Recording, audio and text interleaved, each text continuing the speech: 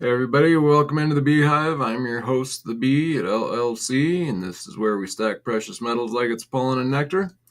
Today we're going to be speaking with Everard of ARK Silver Gold Osmium. He has a brick and mortar precious metal shop in Jackson Hole, Wyoming. So let's bring him up and see what he has to say today. Ian, welcome in. Good to see you. Hey there, long live. How we doing? What's going on in Jackson Hole? Yeah, we're busy. Most of our sales are over the phone. So, yeah, we're lots of new buyers coming in, which is interesting. You always wonder with spot at, what are we, 53-ish? Yeah. It's, whoa. But yeah, learning more and more about the trade each day as well, which is awesome. I get the privilege of talking to some of the most experienced, if not the most experienced people in the industry, which is great.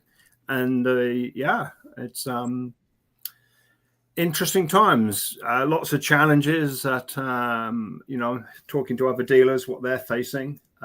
Pretty interesting.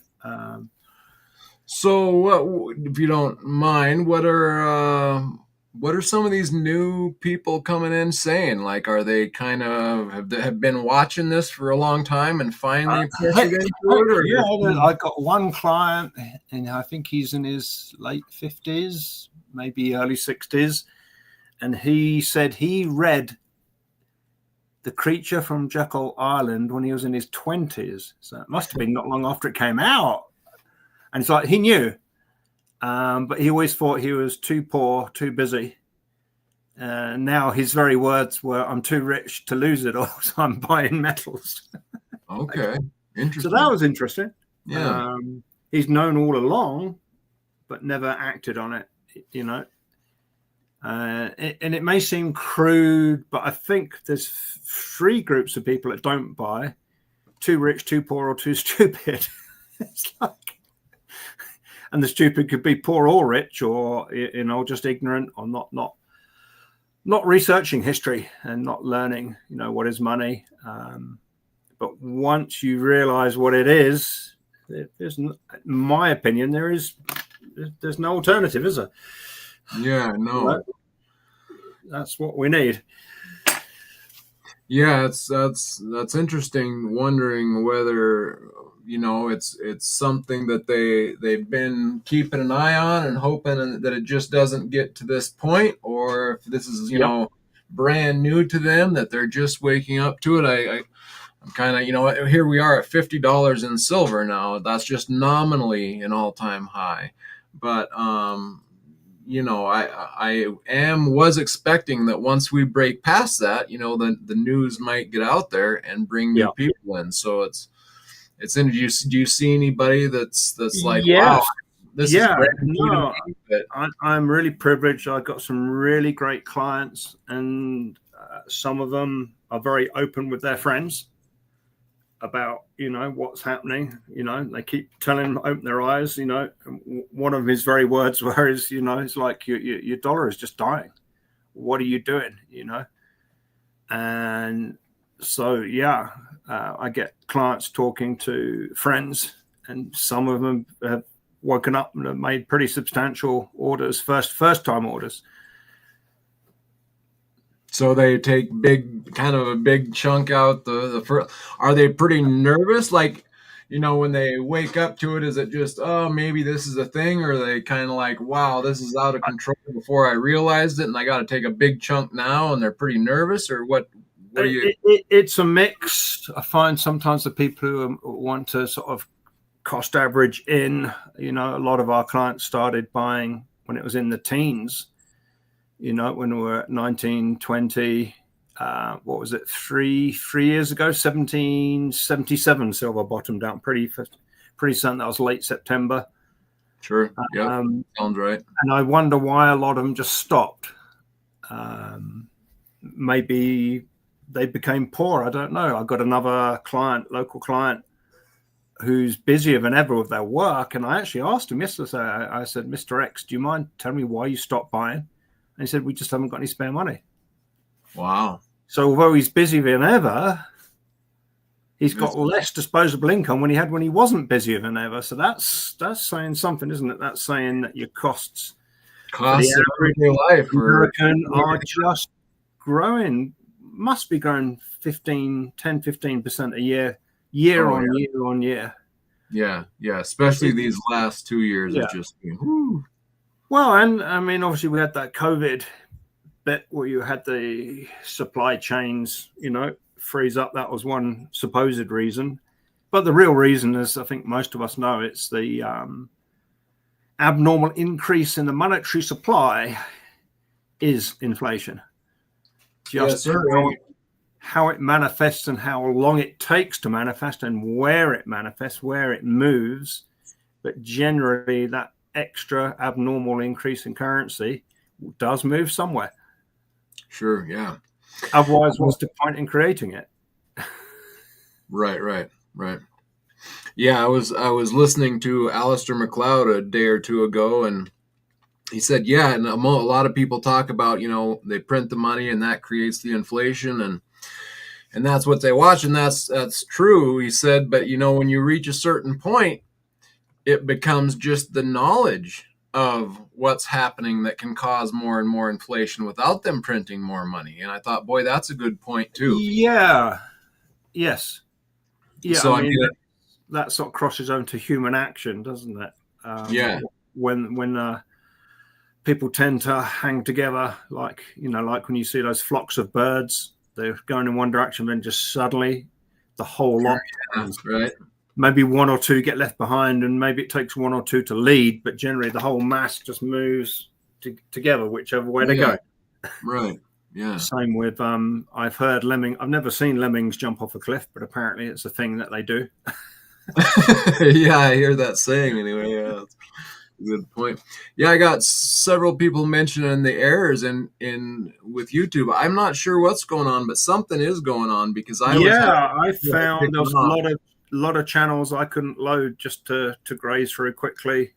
There's a few I try to skim through, pick up the pertinent points, and none of them would load.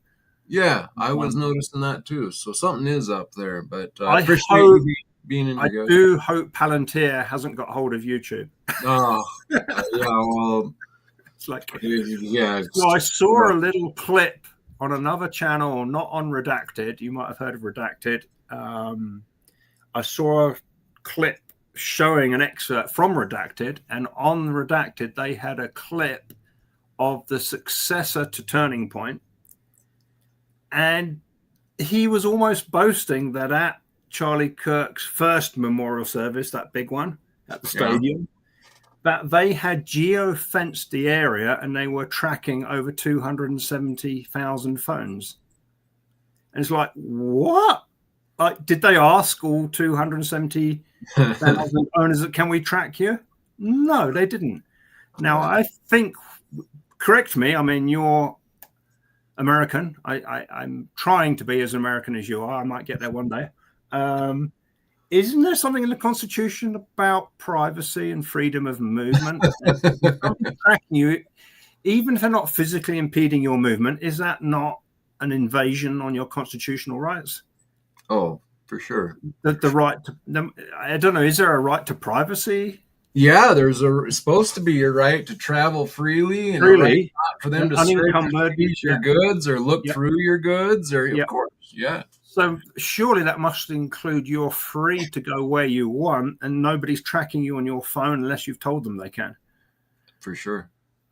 But and yeah, of course they're very underhanded in their methods. But a lot of times you'll get on the phone and there'll be a little, a little pop-up clause, and it'll say, click here to accept terms and terms, and what are you going to read those 50-page terms every day? And you make the decision. You make the decision in a fraction of a second that you want to access what you're being offered without being aware of the consequences. For sure. Yeah. Like, do you want access to your phone today? All your banking account information, including everything else you need, is on there. So of course you do. So you just, Yeah. So yeah, it's bad. And I think, I was talking with my dad earlier about this. They've been working since I can remember getting us used to accepting these terms and conditions, and oh, you need even though you bought and paid for it, you need a password to access this. Right. And then we need you to renew your password. It might be going to get hacked, even though it hasn't been hacked yet. You got to do a new password. It's like, so it's just this routine where they're getting you to sign over, sign over. So that, finally, and I'm hearing in the UK that they're kind of trying to roll out this digital ID right now. Well, we're so close to it here, aren't we?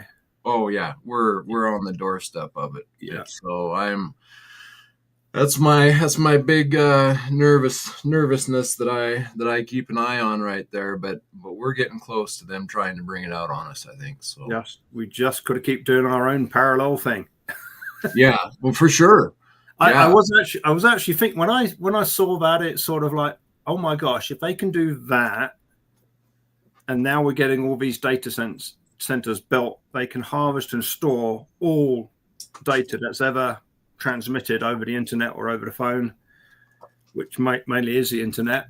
We have to learn how to write letters again, aren't we? Yeah. Maybe it'll be. But then I was thinking, well, what's the block for doing that? Well, we're conditioned to want a very quick response.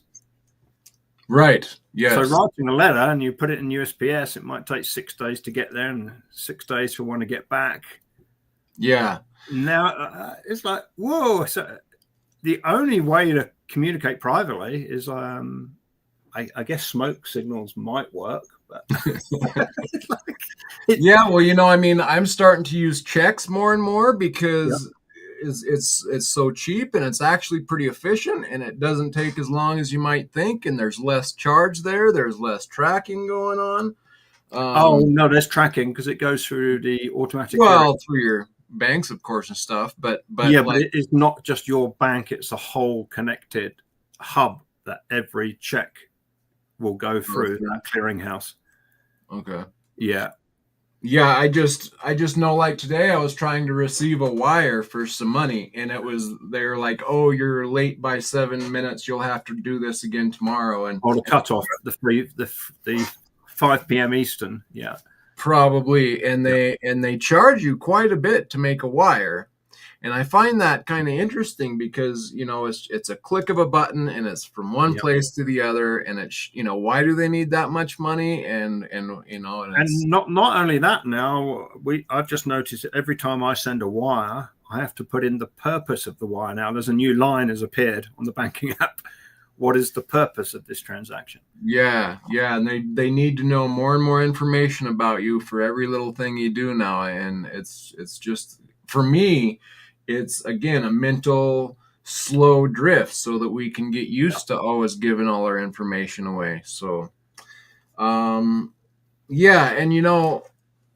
with all giving all this information away, and you talking about, well, we just need to keep doing our side gigs, and gold and silver is a fundamental element in this situation. And a lot of them are trying to put us so much, you're seeing push into the electronic monetary area, whether it's for investing or holding your wealth or what have you. However, notice what the central banks are doing. They're actually buying gold. They're not investing into any of these. Well, they might put some into crypto, but their mainstay holding is gold. Yeah.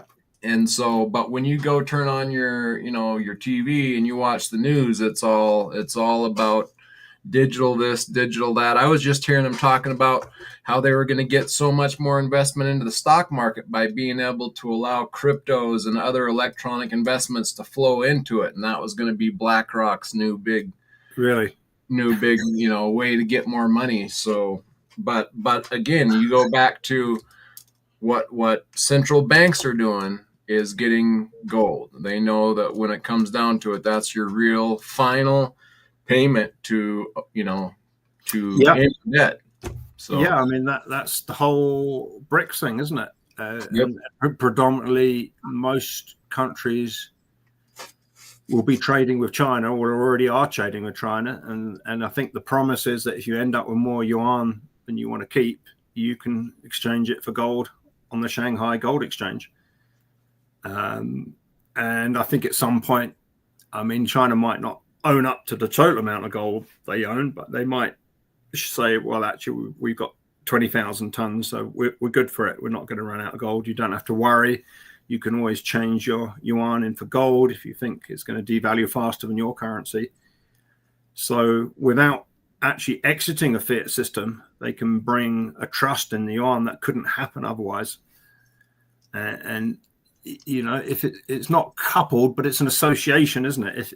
If they will freely give people or corporations or other countries gold for yuan, now you've got the liquidity of gold, which is, I mean, even on the wholesale market, the spread is tiny. The bid ask, I think it's about $2 on the ask spot and the bid spot.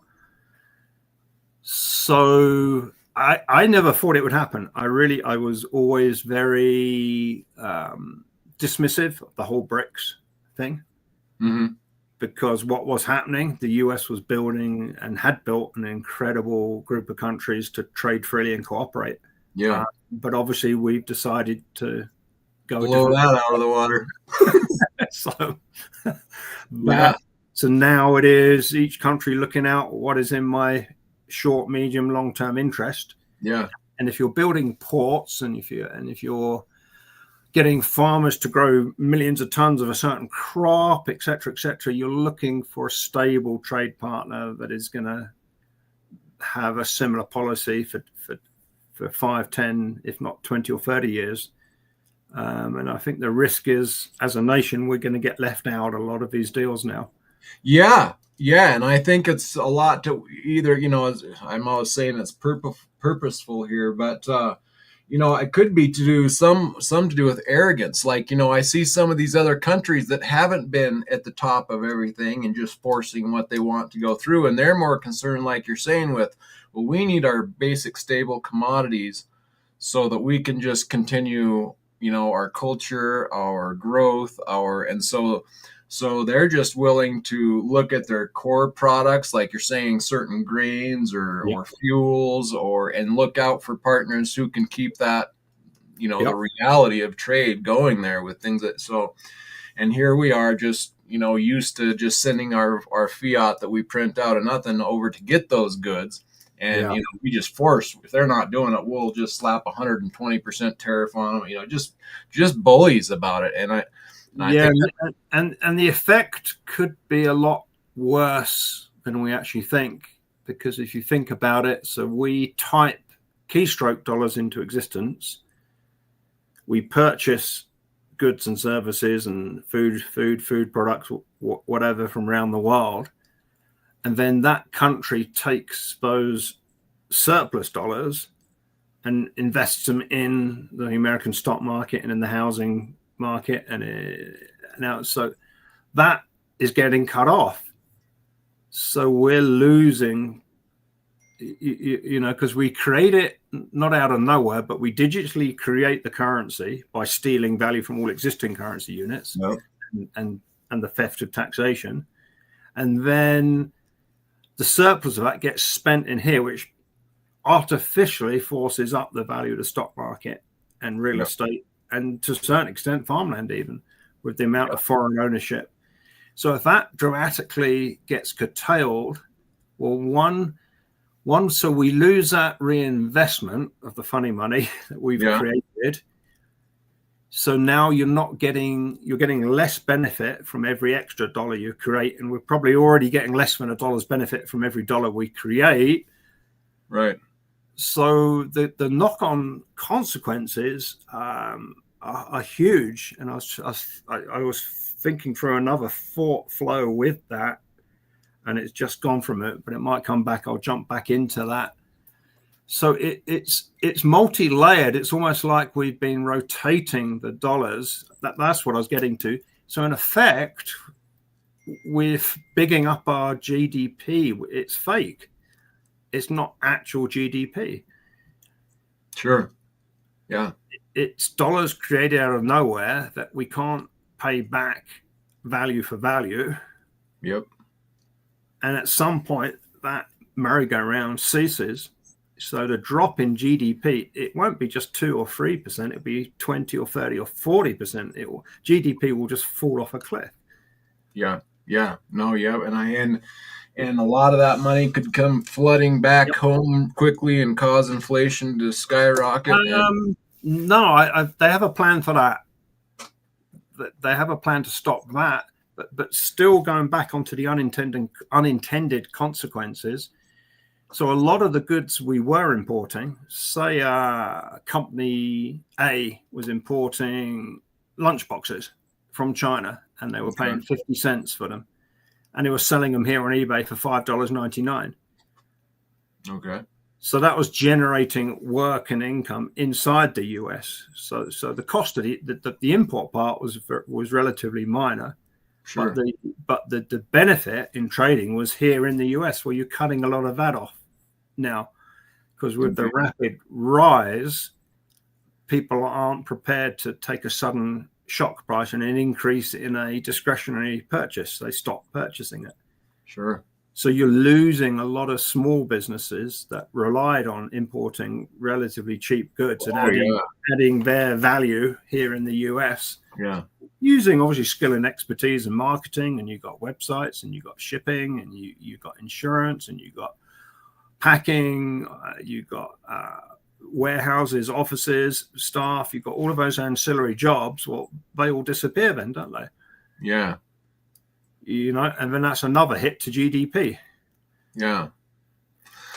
Yeah, no, yeah, I agree with that. I would be, maybe it's too long of a story, or you don't have to answer this if you don't want to, but I'd be interested to hear what's their plan to stop the flow of just, if dollars coming home. If they sell off more of our treasuries, obviously, and go into gold. Easy, and I'll give Clive Thompson the credit, because he said this on Monaco 64 2.5 years ago, maybe. Okay, cool. And it's the multi-dollar system when they bring in the new FedNow bank accounts. And they put a block there. We have the new shiny digital dollar. Certain dollars transfer into that on day one from within the US. Certain dollars from outside may or may not, depending whether that person, company, or country is in favor with the orange guy or not. So that's random. And then you've got the dollars that are outside become stranded. They can't come into the US because you can't legally purchase property or stocks or shares. You can't legally use them in the US. Yeah, okay, I see what you're saying. So you get a tiered dollar system. So instantly we burn off a lot of that abnormal increase in the currency supply. Yeah, okay. I can see how that would. Now, the consequences are huge, because that will really upset people who get stuck with these dollars, and the people that make the decisions, quite often they're wealthy in their own entity, and if they lose out big time, they'll be sore losers, or just they'll be really pissed. They will, if they're in a position in that country to make a decision on, well, should we buy dollars as a reserve, i.e. US debt, obviously there may be no external bid for US debt. Yeah. So out of the frying pan into the fire. Yeah. Maybe not quite a fire, but into an even hotter frying pan. So I think the consequences of a complex system, when you start doing major stuff like this, you're inviting that black swan or that orange swan to rock up and trip everything up. Indeed. No, for sure. Yeah. Yeah. Well, talking about other countries and moving things around. So, a lot of people have said, oh, well, they'll just knock gold and silver down like they do always. And I have said of late here, well, the Shanghai Gold Exchange is going to throw a whole wrench in that whole system, because now we got a $9 arbitrage right now on silver in China, from if I'm right on that. So is that really, is $9 more expensive on the Shanghai? Yep. That's what they reported this morning. It was like 32 here and 39 there, and so maybe I should get 49. Sorry. How far is it to take a boat from here to China? Maybe I should look, but then that might that might get blown out of the water because I'm a gold smuggler. Yeah, right. Yeah, is what's been going on in Venezuela there, right? Well, that's what they were saying, is that they had a lot of big pocketed people trying to rent space in these big aircraft carriers. Yep. Load on their silver to head over there and catch that arbitrage. So they said, well, we hate to see all our silver, headed over to China, but when there's that type of an arbitrage, $9, yeah. I mean, when wholesale margins used to be 10, 15 cents an ounce. Yep. Yeah. Whoa. So yeah, I think that's gonna definitely throw a wrench there, and they can't hold it down when it's the whole world needing to get into it. And so let's talk a little bit about that of late. What do you? I just saw that text by Mr. and Mrs. West Texas Stacker about their local coin shop paying $5 under spot for American Silver Eagles. That's crazy. Wow, that's ridiculous. So the wholesale price now, the cheapest I can find them wholesale is $4 over. But there is an explanation, because some of the wholesalers are now not actually purchasing silver. Yeah. Okay. Well, let's jump to that. As one of my other questions is the refiners not buying 90% in sterling, and so those. Well, like as you can see at the top right of my screen, the pure metals movement. This is coming right into play in good time there. But that's just more for the 90% coming back to the refiners. Whereas I think correct me if I'm wrong, the reason that they're not taking the 90% right now is because they have enough of the pure metal that they're trying to get out to investment or companies or what have you. They haven't got the capacity to process the mine input, so the doré and the concentrate. Right, doré, that was what I was looking for. Plus the residual retail 3.9 or 4.9 silver. But the bulk of their business is refining the mine output and the byproduct mine output. Right.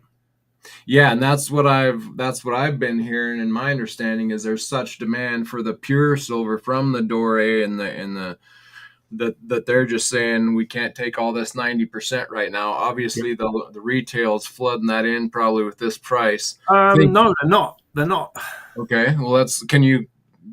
I mean, I speak to ARK most days, and I get the lowdown on what's going on. Relatively small amount of retail selling into this recent rise. Way more product came in last year when we hit sort of $33, $34, $35. There was a huge surge of people some people have been waiting since 2011, I guess. Right. Just to get out in nominal dollar terms. Right. So we've not seen that. And also what's happening now, it really is revealing how thin the retail market always has been. Yeah. I don't know whether I mentioned it before, but about a year and a half ago, I had a good conversation with one of my friends. He's the most knowledgeable guy in the whole business. He's been in the business over 43 years now.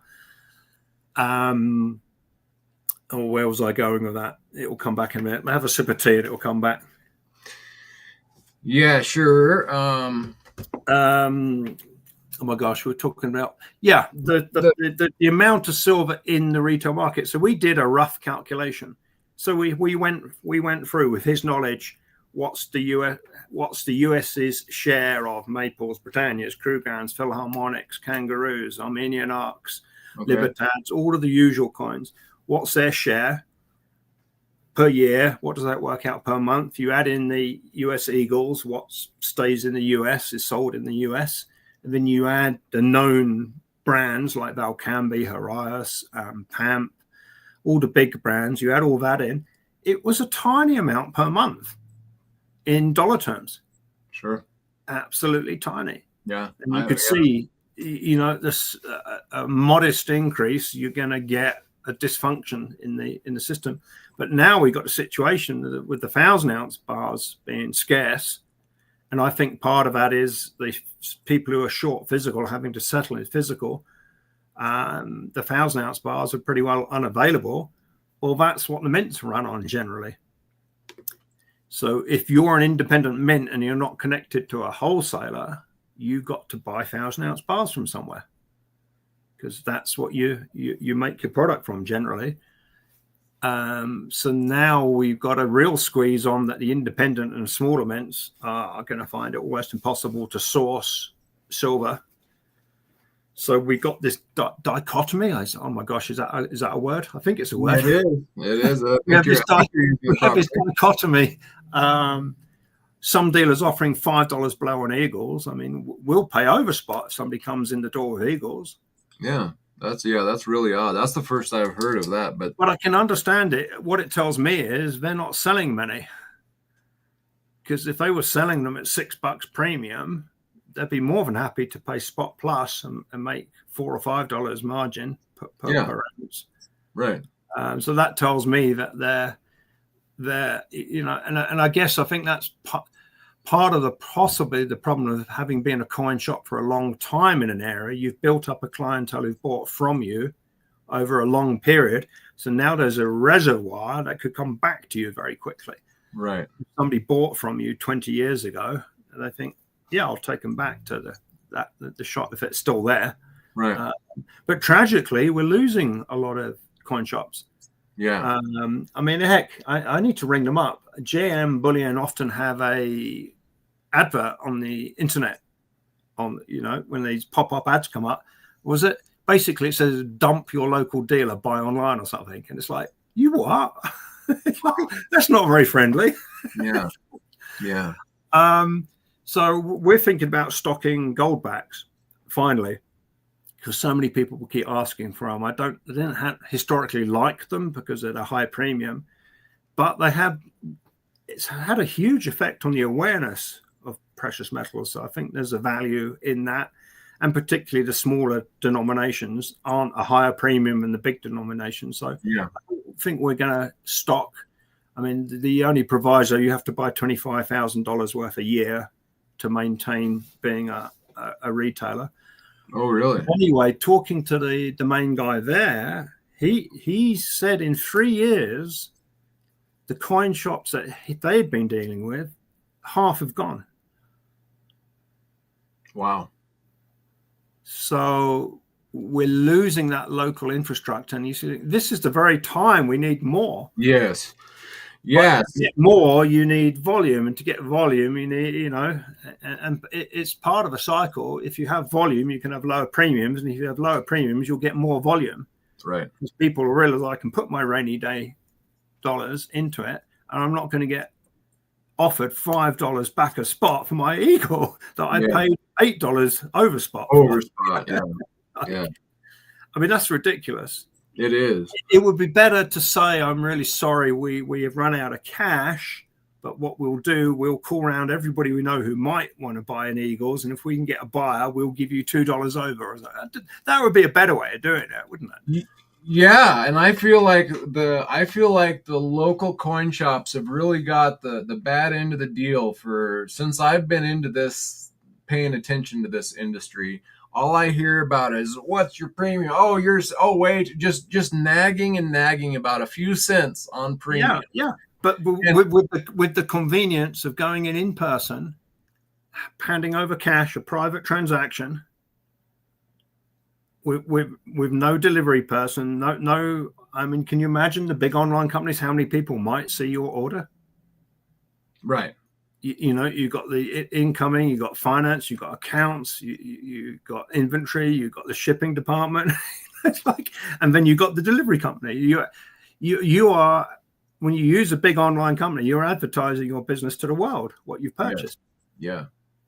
Yeah, and I feel like they get nagged about their little margin that they're making, almost like they shouldn't make anything at all. It's like, it's ridiculous. No other industry gets hammered in that way, for those tiny margins. And then, like, if you treated your LCS really good, your local coin dealer, like you're saying, if everybody's treating you good and being nice, and you can't maybe take Eagles in right close to spot, you'd be happy to say, well, let me see what I can do for you, and reach out to some other dealers and help that guy out. And that I've been harping on that lately. Of we got to be a little bit nicer to our local coin dealer. Don't be so stingy about paying a few extra cents on Yeah, getting your. I mean, we do the opposite because we've built up such a large business through YouTube, and working initially with gold, silver pros, and now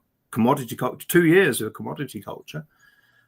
We can afford to be very generous to local walk-ins. I mean, if I'm in a good mood, you'll be amazed at the deals some people walk out with. Yeah.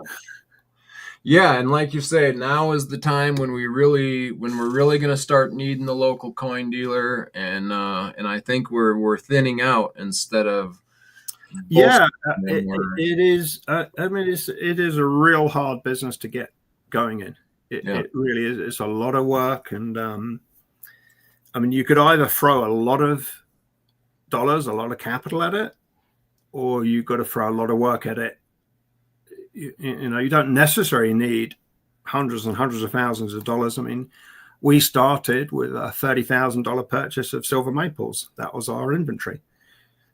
Plus what we had personally accumulated was available. If somebody wanted to buy it, we would sell it and replace it, So we started, it was, and that was a bit scary buying that first 1,000 maples. Right. But it is. I hope the sort of renaissance doesn't happen too late. Yeah. Yeah. Well, it's funny, just to that point, like how scrutinizing they are on what your premium is, but without taking into consideration, well, if you just keep that money in the bank like you have been for the past several years, look at the amount that you've lost in your purchasing power by, so it's like, when I started buying, it was at $12. There was a time where it was at $12 and I was paying $15 with your premium. Get my, and I remember people saying, "No, that's a $3 premium. What are you doing? You're not going to recoup that." And now we're at free, 53, and there's my $3 premium in 53. I mean, 50 plus 3. It's just no, and it has happened obviously in the last year. Silver up 70% on a rolling year. So yes, a big part of that move has happened recently. But another way to look at it, if you're cost averaging in, if you do need to sell an ounce, well, just say it was the first ounce you bought at $12 spot. Don't say it was the last ounce you bought at 53 spot. Yeah, right. And I'm sure if you're smart enough to do the math, it's still being way better than the best savings account. Yep. Yep, and you're eliminating your third party, your counterparty risk, but that's a whole nother bonus to gold and silver. But okay, let's see. So, that's a good question from Space Miner there. Okay. I think you can build a local community on YouTube. I've seen it, the interaction with on your channel, Long Lived. I think you do build a community and you build a rapport and a friendship. Yep. Yes, maybe not as easy, and maybe it's not the ideal, but it's a lot more accessible, isn't it? Yeah. You can be almost anywhere in the world in almost any situation, and you can find a group. It seems to be incredibly important for a lot of people, the comments. Yep. Yeah, the YouTube stacking community is very supportive, and yeah, 888 saying the Osmium Brotherhood, right? Yeah, and that's a whole other little subsection of it. But yeah, it's and then you learn. The great thing about YouTube, I think, is that the knowledge remains there, and you can come in and watch past shows and or go live, and you can you're taking in not only the conversation we're having, but the great comments in the comment section you can read, and you can really take in a lot of information. So I think that's very powerful about the YouTube community. Yeah, no, for sure. So I haven't asked you much about mining stocks or explorers or this and that, but of course I'm always saying you want to get your core metals, your physical metals in your possession, and but now that we're to this point where spot is taking off, I think some of these miners and even possibly exploration might start being a thing. What are your thoughts on that type of thing? I've decided to keep out of that world. Yeah. I did go to the Society of Mining Engineers conference 3 years ago, nearly be 3 years soon. So I did learn a lot about the whole system, right from the financing, exploration, and the drilling. Literally, it was a 4-day conference, and I got a pretty good understanding of the whole process. And it's like, oh my gosh, there is everything to go wrong. It's like literally. Right. And now we've got China banned another 7 metals on top of super hard alloys, on top of antimony, I think germanium. Space Miner's probably got the list of all the banned ones. Yep. Spool off. So what happens when Mexico realizes it would be much better just to keep their silver? That's got to be coming around the corner, right? Why haven't they worked it out? Just say, just say to your miners. Well, first you say to all the foreign-owned mines or partly foreign-owned, we'll pay you off at twice your current share valuation. So there would be no legal repercussion. Zero. Just say, we'll pay you twice what your current valuation is. No quibble, cash. You'll get it tomorrow. And then they say to all of their silver miners, okay, we're putting all of the silver mines into maintenance. Go home. You'll get pay plus 10% bonus. We're probably going to need you in a month or two because you are going to be so rich. We're going to be so rich. Silver would be $300, $400, $500 in a month's time. So then they'd only have to mine a third or a quarter and get as much revenue. And in only mining a third or quarter, that would maintain the new higher price because the supply would be so constrained. And they have it still in the ground. And they got it in the the ground. And then Peru, which has the world's largest reserves, would become an incredibly rich country. Yeah. And they could just do 1,000th of their reserves or whatever the ratio would be. They could guarantee prosperity for centuries. It would be so easy, wouldn't it? So sorry, go ahead. So what would be what would America do? Well, we'll go to war with you if you stop mining silver. That's the first good guess. You know what I mean? Really? Yeah. Actually, it's our country. We'll dig the silver up if we want to, or we'll leave it in the ground if we want to. Yeah. Now, surely, I mean, I've said this so many times on so many shows, so if Mexico did it, Poland is number 5 or number 6 in silver production in the world. Are they? Heck, I mean, they could buy another 1,000 tanks. They've already got 1,000 tanks on the way from South Korea. In fact, Poland is going to have more tanks than Russia soon. It's so if you roll that out, and then say the companies that get silver as a byproduct. Well, what if they say, well, actually, it's only 0.5% of our actual revenue. Why don't we just park it up and wait till it's worth 10 times as much? In fact, if they are publicly owned companies, they would actually have a responsibility not to sell their silver now whilst it's cheap. Technically, don't they? If you are a listed company, you have a responsibility to get the maximum value out of the operation of your company over its lifetime for your shareholders. Yeah. So you'd be acting in your shareholders' interests.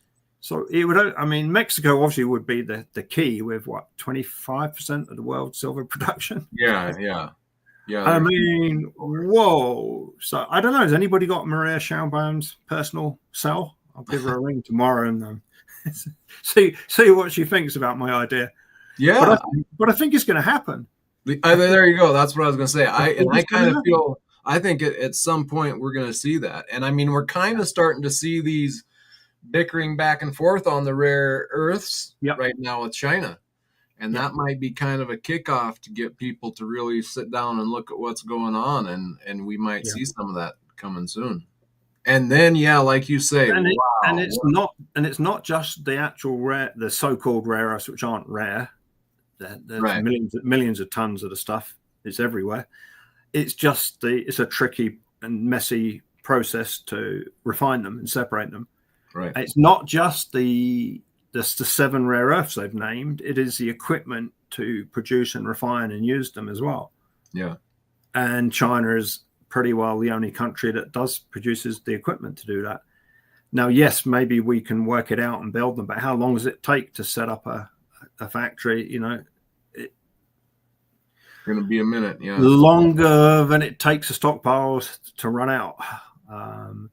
And we've shifted in an over-financialized world to the just-in-time basis, the optimum efficiencies. You have the minimal capital tied up in anything. I was talking to one of my rhenium suppliers, and he was saying the melters who make the alloys for, Rolls-Royce, GE, Pratt & Whitney, they have no reserves. They have no float of rhenium, zero. It's a just-in-time. They've got a batch of castings to produce or a batch of alloys to make. One batch will be coming out the door, and the materials will be coming in the door, ready to go into the furnace to make the next batch. So as soon as there's a delay, the consequences are huge. I mean, if you look at what's happened, there's an aluminum part on the East Coast, huge sheet aluminum producer. There was a big fire, so their factory's out of order. Ford is shutting down production of the Explorer, and it's probably shutting down the production of the F-150 Lightning, and then it's going to reduce the production of the F-150. Well, the F-150 makes Ford about $8 billion profit a year. Wow. I think it's the only thing that keeps Ford as a viable company. Yeah. Well, there's no aluminum sheet for them, so now they're scouring around the world to find a replacement. Wow. Well, off of one shutdown, off of one company. Just one plant. So if you imagine some of these more scarce elements, I mean, I was talking again to a rhenium supplier, and they said, what if it's an earthquake in Chile? And they have quite a lot of earthquakes in that region.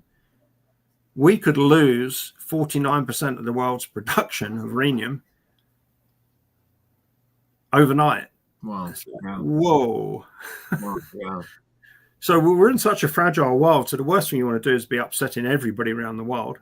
Oh, I know. We're doing such. We are. I think we've jumped. We've almost missed the currency wars and gone straight into commodity wars. Yep. Gosh, I wonder if anybody's got that as that would be a good YouTube channel name, wouldn't it? Commodity Wars. I like that. Sure. Yeah. Yeah. I mean, I think it's kind of the same thing, just a different way of looking at it on the currency wars. It's just yes, because commodities are true currency, aren't they? Really? Exactly. Yeah. It's the end game currency war. Yeah. Yeah. So, and then there's still, I've seen a whole load of videos talking about and warning that, no one's going to buy your metal when it goes up to $100, which to me is the funniest thing since I don't know what, but that's just ridiculous in my opinion. There may be a hiccup. There may be a delay. I mean, at the moment, a day or two. Gold is incredibly liquid, and the bid ask, I think it's just a $2 difference on the spot. It's a tiny, but that's mainly because the gold market's so huge, and the central banks are a willing buyer. Seems to be like till there's no gold left now. Yeah, silver is a little bit more tricky. We've got a bigger gap, a huge gap now on the wholesale bid ask. I think last time I checked, it was about nearly $4. And it used to be 15, 20 cents. So basically, it's a negative premium before they even tell you what your premium or negative premium is on top of, the base. It's a weird system. I don't really understand why they don't just have spot, then premium is positive or negative, and it is what it is. Yeah, but that's widened dramatically. So now you're looking, it's about a 2,000. The price I'd get selling a box of maples to a wholesaler, and the price I would pay is a $2,000 difference now, which is substantial. So there is a temporary hiccup at least at selling for a good price on silver. But I think that will get smoothed out pretty quickly. Yeah, and I mean, even right now, the whole to do with the 90% is just going to be temporary. I mean, that's very temporary, because the U.S. Mint are not going to make enough Eagles. They're out of January. They're out of stock. I've seen wholesale premiums from $4 to over $5 now. That's the wholesale premium, and limited availability. So a lot of people who just want to buy American, their only other choice is the 90%. Yeah. And once people realize that, what am I doing getting rid of my 90%? I think that, a lot of people, again, falsely assume that, this $50 high is the same as the last $50 highs. And sure, the time to get out, and they're quickly going to regret. It's actually a blessing in disguise that they're not taking their 90%. If they were actually, if it was somebody actually taking it to the refiner themselves and getting rejected, it would be a big favor for them. But it's just a lack of understanding, I think, but that's funny what space miners. Yeah. Don't go buy your silver at 20, 25, 35. Oh, wait, 40, 50. We are almost at 55, and then it'll soon be 60. So, yeah. It is, it's very patchy, and I'm sure you're going to get different positions across the country. I mean, we were just talking to a pretty large company who've got a couple of coin shops in Utah, and they've run out of cash. They brought so much back. So we're just talking to them about buying their inventory. Yeah. We can pay them on the spot, and saves them having to wait. Yep, keeps the rotation going. Exactly. Yeah. So they've burned through their cash pile. And that's totally understandable. Like, especially for me, I wouldn't be able to buy back anything over, $10 10 ounce coin, and I'm good. but yeah, I mean, so I can see coin shops spending all their cash, but I mean, that's very temporary in this type of a situation. Good question there from Dub C. Physical silver, what is your gold standard? I mean, I love the Britannia, because if I can get them back into the UK, there's no tax. They're tax exempt, capital gains tax exempt, which is an incredible loophole. But I think, whilst the premiums were more modest, I think the Maple that's the one. 4.9 fine, lots of nice security features. It's a pretty coin. Some people aren't as keen as with the King on the newer ones, but there's a lot of them out there. So I think the Maple. I mean, unfortunately, the premiums, I've just seen them jump way up. $2 rise on Maples. Yeah. Oh wow. Okay. I had a hunch. I think I told you a few times I'm sort of 52% right. I've been promoted. I'm 54% right now. So Sunday, I was thinking, this is going to open. This is going to move up. This is not coming down. It's not coming down Sunday, and it's not coming down Monday morning. So I looked at one wholesaler's lists, and their website was open, but they weren't taking trades. So I rang the owner up, and I said, look, I'll buy all the Maples you got. Can you get it locked in? You go, yeah. So I managed to clean them out of Maples. And I'm glad I did, because the premium has jumped $1 to $2, and the spot is up $2. So good call. That pushes me to 54% right.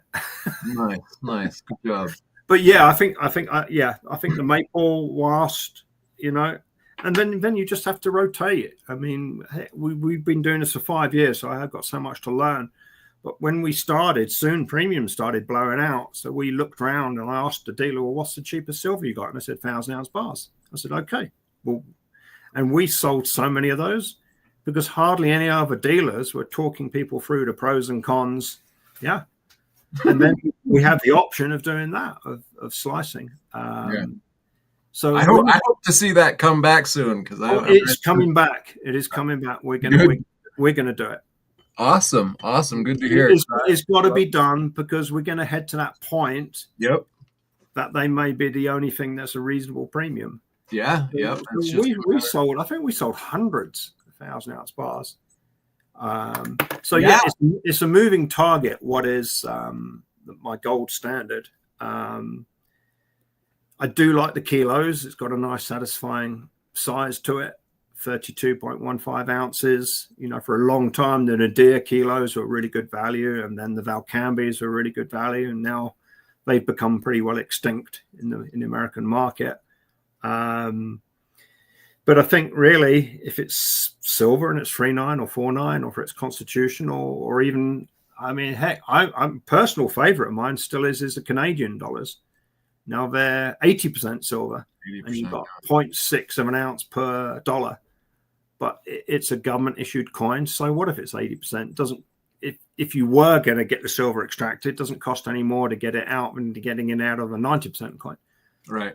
And for a long time, they were almost at spot wholesale. So for a while, they were the lowest premium. And then 40% were a low premium when premiums were stupid high on everything else.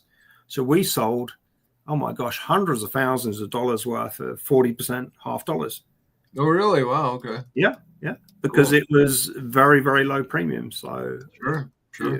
And if you're building up a selection, I mean, some of us are blessed enough to have enough to put into silver to have, you know, a few 100 ounces of 1 ounce, few, you know, rounds, bars, you know, 40%, even the 40% war nickels. 35% war nickels. 35 war nickels, yeah. Yep. So you're getting true fractional silver there. Another question there. Platinum, oh my gosh, it was such a nasty thing to be a dealer with for so long. You'd buy it, and a year later, it'd gone down. So we kept a little bit, and then I sold down the bulk of ours too early. But now, when I get a chance to get a platinum coin, I buy it. So we did manage to get a batch of Platinum Eagles. Sweet. Because they didn't make any last year, and I don't know if they made any this year. Maybe somebody knows. I haven't seen any current year ones. So these are 2020s and 2022s, I think. And then we did get some Platinum Nobles. So that's the Isle of Man coin. So yeah, I think it's all relative as a ratio to gold. So keep an eye on that gold platinum ratio. I don't think it will get. I think platinum will keep going up. Keep closing the rate. Yeah. Well, it might not close it, but if it tracks it, it's still going up, isn't it? The rate of gold. And it has got a likelihood, you know, the hydrogen fuel cells and new technological uses. It's got. I think the industrial use is probably only going to increase from here. Yeah, palladium is even came back and right in line with platinum. Palladium 1555 as we speak. Yep. So that had it went up like 20% in 10 days. So we did manage to get some palladium bars, 1 ounce bars. But there's virtually nothing at the wholesalers now in platinum. Absolutely nothing. There was nothing for what? I missed that last. There's no platinum or palladium. I can go through the whole list, and you might find a 10-ounce platinum bar. I've been hearing that. There's no platinum. 10-ounce Britannias at a high premium. We can get those, but there is nothing else there. You know, I'll have to ring up because it won't. If they have got it, it won't necessarily be on their list, and they'll trawl through. And sometimes I'm lucky something has just come in, and I'll usually if I can, I'll buy it. So yeah, so we got Platinum Eagles, Platinum Nobles. I think I picked up some more Platinum Eagles a couple of days ago, and 1 ounce palladium bars. So we got a reasonable range. Good deal, good deal. Yeah, we got Truth Seeker just asking that question of how what's going on with the platinum. Yeah, it sounds like we're running one. I've been hearing that elsewhere from other dealers too, that it's hard to get a hold of platinum. And what happened? It had been so rubbish for so long. A lot of the wholesalers, our accounts departments, told them to melt it. Okay, so pull it off the shelves and it goes to a refiner. You're scrapping it. Wow. Because there's a holding cost, and and then a lot of time they'll look, well, if we had that and we'd been using it on a product that turns over, so we can sell it 10 times in a year, but that platinum is sat on the shelf for 14 months and that's nothing, except if a business is running on a line of credit, they're paying 5, Sure. 6, 8, 10% interest. So a heck of a lot was destroyed. Yeah. And I don't know if that was the reason they didn't do a business strike of the Platinum Eagle, but they stopped doing the fractional a long time ago. I think the half ounce, quarter ounce Eagles, I think they stopped doing those in platinum a long time ago.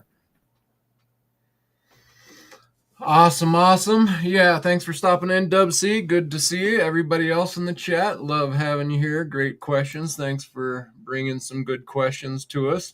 We have crossed our 1 hour mark, so I will not keep you too long, Ian, but greatly appreciate you coming on again as always. And we'll be having you back again. So before I let you go here, what are your thoughts going forward on the price of silver? Are you expecting to, now that we're past 50 and we're moving up from 53, and I said 55, I said, Space Miner asked me yesterday, I said, well, we'll get to 53 today. Check, we did that. Yeah. And then I said we'd close this week at 55, so we'll see how I turn out there. Wow. But what are you thinking for, let's say, a couple of weeks from now? What's your idea there?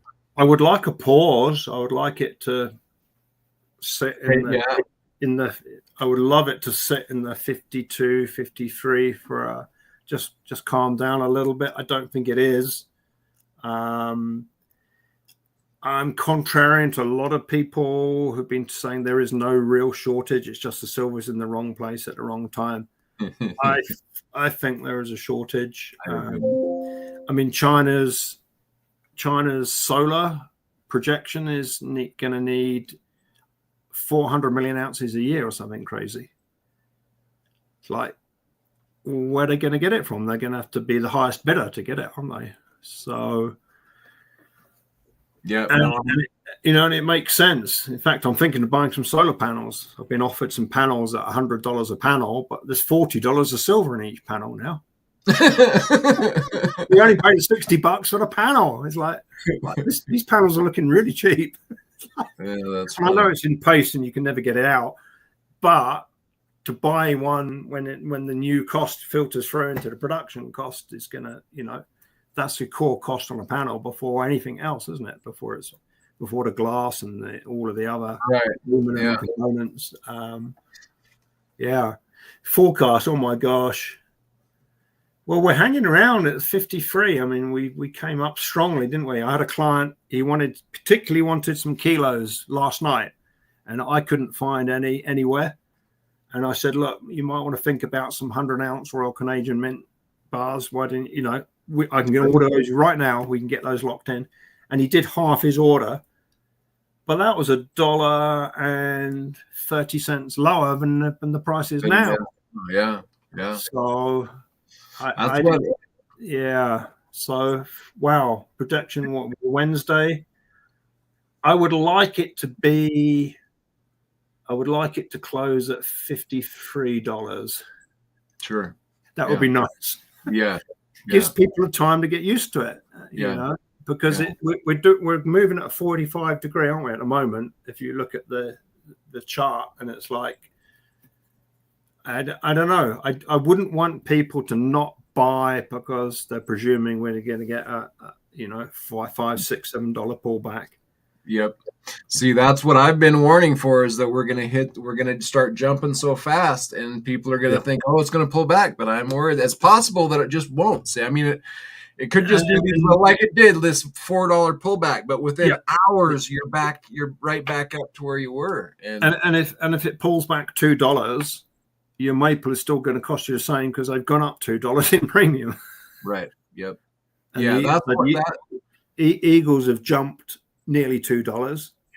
That's it. I think you're nailing the point right there. Is it's no longer the premiums on the bullion, guys. It's the loss in the reality of the purchasing power of your fiat. It's really it's starting to play out. I think that's where you're big. Instead of focusing so much on your premium, realize what's happening to what you're holding on to right now in the paper world. So. Oh, I just saw 888 there saying about the 100%, the extra tariffs. It's like, I wonder if that affects the Chinese silver panda. It's like, I guess it might.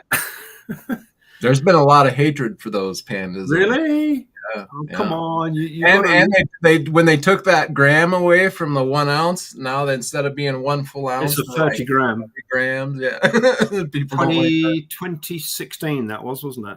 Is Yeah. that what it was? I Yeah, think I think so. Yeah. 2013, 2014. It was around then. Yeah. They cut it off somewhere. I'm going to leave that aside. They're a beautiful piece of art, and it's silver. I don't think it has any communist propaganda on it any more than the Eagle has. What's the word for phony? Phony capitalist American propaganda in it. Yeah. It's pretty neutral, isn't it? Right. No doubt. Yeah. No doubt. Yeah, no, Denver Dave Kranzler's favorite coin is the I panda. know. I have sent him some pandas. Oh, really? Wow, Yeah. Cool. Awesome.